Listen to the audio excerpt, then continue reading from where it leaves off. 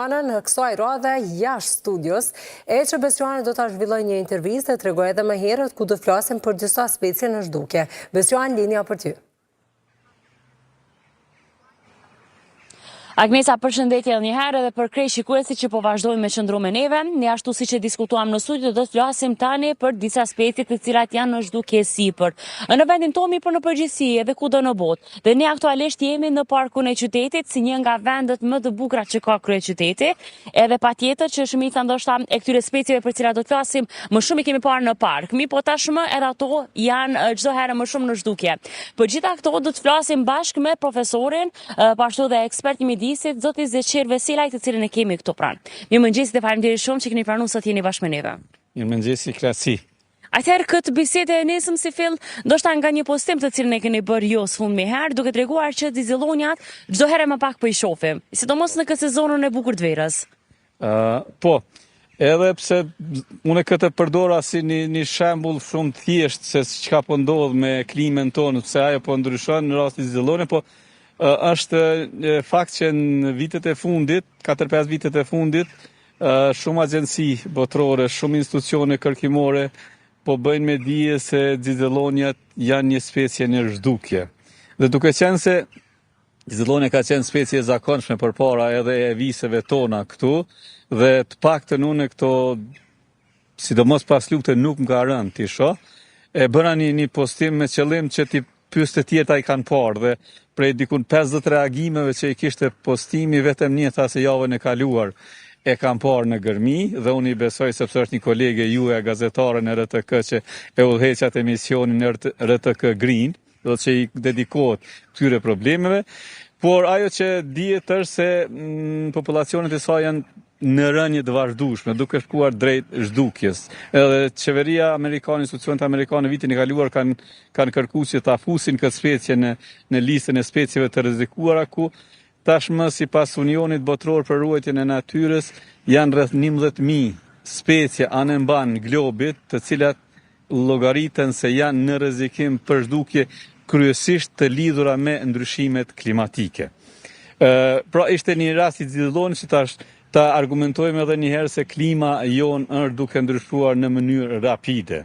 Ju po i shihni do të nxehtit e këtyre të ditëve që përpara nuk ka qenë i nxehtë normal për muajin qershor. Po është pritur të jetë diku korriku gushti, por jo që të jetë qershori me temperatura mbi 30-35 gradë deri në 38.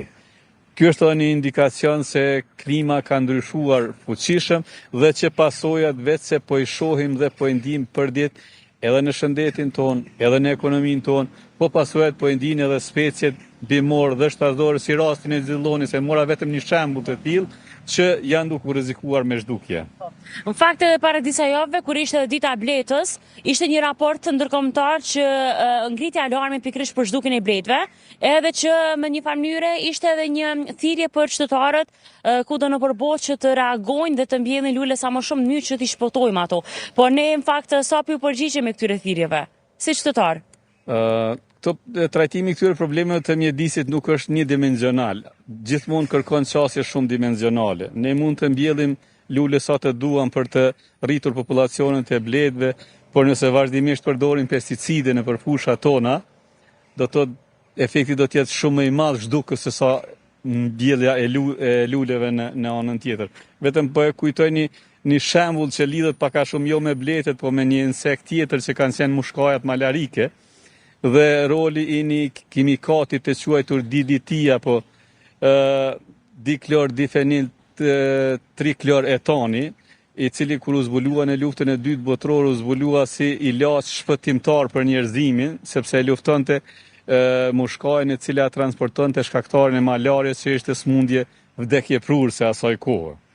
Mirë po, kur filloi përdorimi në masë në të gjithë botën i këtij kimikati, një kimikat për cilën zbuluesi u shpërblye me çmimin Nobel, sepse në një formë e shpëtoi njerëzimin, filloi të bëhet problemi i madh mjedisor për specie tjera, po edhe për vetë shëndetin njerëzor, sepse u pas edhe te njeriu shkaktonte probleme, pavarësisht se është zhduku malarën, shkaktonte probleme të kancerit, probleme të smundjeve nervore, të smundjeve riproducëse të tilla, dhe ishte pastaj një kampanjë e udhëhequr nga një ambientaliste që unë kam idhull të shkrimeve të punimeve të mia, që është Rachel Carson, e cila e shkroi atë librin e famshëm Pranvera e heshtur në vitin 1962, një libër i cili është ndër ato momentumet që nxiti lindjen e lëvizjes mjedisore dhe më pas për shkak të problematikës që trajtoi çoi edhe në ndalimin e DDT-s. Sepse u pa se dëmi ishte shumë më i madh se sa dobia fatshkurtre që e shkaktoi. Kështu që ky është një shembull se si një veprim mund ta sjellë një kundërveprim tjetër.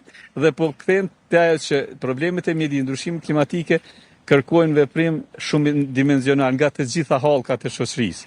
Padyshim se këtu rolin kryesor, përgjegjësinë kryesore kanë institucionet, qofshin Kosovën në këtë rast, po qofshin institucionet globale që mirren me këto probleme. Çka po bëjmë ne si shkencëtar është se ne po japim alarmin që klima është duke ndryshuar dhe është duke ndryshuar shumë fuqishëm. Secilin vit agjencitë meteorologjike të botës, Organizata Botërore e Meteorologjisë, NASA, të gjitha po e dokumentojnë se cili vit po na vjen më i nxehtë, në temperaturë mesatare më i nxehtë se tjetër, se cila dekadë po na vjen më nxehtë se tjetra, po na vjen me çrregullime të rreshjeve që lidhen me furnizimin e popullatës me ujë, dhe shkenca paralajmëron ata që duhet i marrin vendimet se si kjo të ndalet janë politikë bërësit. Ato qeveritë të cilat duhet të reagojnë mbi bazën e këtyre informatave, këtyre evidencave që shkencëtarët si në rastin e Xhezillonis po ju ofrojnë. A do të veprojnë apo nuk do të veprojnë, është përsëri përgjegjësi e tyre. Por pasojat tashmë janë evidente, pasojat janë alarmante për fshi Kosovën. Po e shohim, e shiqova duke ardhur dhe kam pas një shkrim në vitin e kaluar në koha ditore që lidhej me raportin e NATO-s mbi sigurinë dhe ndryshimit klimatike. Dhe për Kosovën, ai raport që bazohet mbi evidencat jo vetëm Kosovës, po të agjencive botërore që mirren me mjedisin ndryshimit klimatike, paralajmëronte që deri në vitin 2040 numri i ditëve me të nxehtë ekstrem, dhe nxehti ekstrem është kur temperaturat janë mbi 35 gradë Celsius, për Kosovën pritet të jetë afër 5 ditë. Do të 5 ditë brenda vitit jenë mbi 35. Ne po thuaj përjetuam vetëm qershor, këto 5 ditë. Llogaritë korrikun prej vitit 2014 deri në 2060 pritet që të jenë 11 ditë mbi 35, ndërsa pas vitit 2060 tutje pritet që Kosova me të nxehtë ekstrem, kur proceset jetësore janë vështirë të realizueshme, të jenë dikun 39 ditë. Pra afërsisht një muaj e gjysmë kemi me jetu në temperatura mbi 35 gradë Celsius. Llogariteni se si po ballafaqohemi këto ditë me këto temperatura ekstreme. Krejto kanë me kërku që ne të bëjmë një reset. Problematikat madje përmendet që edhe institucionet patjetër e kanë vendin e saj edhe reagimin që duhet bërë. Mirë po mendoj që edhe ne si qytetar duhet, sepse secilin nëse reduktojnë pesticidet që i hedhin në serat tona apo në tokat tona, po besoj që do të ketë ndike. Dhe ne në fakt secili çdo herë më shumë po i përdorim ato. Që në fakt është një alarm patjetër për gjithë biopsinë. Definitivisht si qytetar, unë, ju, ata që po na shoqërojnë duhet ta dinë se kjo situatë nuk ndryshon pa bërë një ndryshim sa do të vogël në stilin e jetës tonë. Ne po mendojmë se gjendja do të ndryshojë vetvetia dhe tragjedia më e madhe është kur qytetari pret që gjendjen e keqe mjedisore ta ndryshojë dikush tjetër. Po, ne jemi pjesë e këtij zinxhiri, e kemi përgjegjësinë tonë dhe duhet ne nuk mund t'i marrim përgjegjësitë e institucioneve, por e kemi një përgjegjësinë tonë. Një menaxhim më i mirë i mbeturinave, një kursim i energjisë, një kursim i ujit, një gjelbrim, si ky që po e shohim këtu, që është shumë i pak, në pak për Prishtinë është më tepër se minimal, mund të jetë një lëvizje, një aksion i vogël i një qytetari, por kur këto shumë fishohen me miliona të tilla, atëherë një efekt i tillë bëhet. Jemi shumë të zot, themi në thojza që veprimet negative t'i bëjmë shumë shpejt. Po pastaj hezitojmë që ato pozitive t'i kthejmë në të kundërtën. Dhe duke bërë këto veprime negative të shumta, edhe abuzimi, degradimi mjedisit po rritet shumë shpejt. Kështu që është mirë që secili nga ne ta bëjë një veprim që brenda ditës sot që me qëtë veprim unë pak i kontribova sot që mjedisi jam mos jetë më pak i ndotur. Shishoni këto mbetje. Nuk mund kompania mbeturinave të viti marë. Janë pjesë e kulturës tonë mjedisore. Të tilla duhet të ketë shumë. E kemi një maksim në ambientalistët thojmë se kur është fjala për mjedisin, every action count, apo se cili veprim llogaritet. Qoftaj i mirë apo i keq.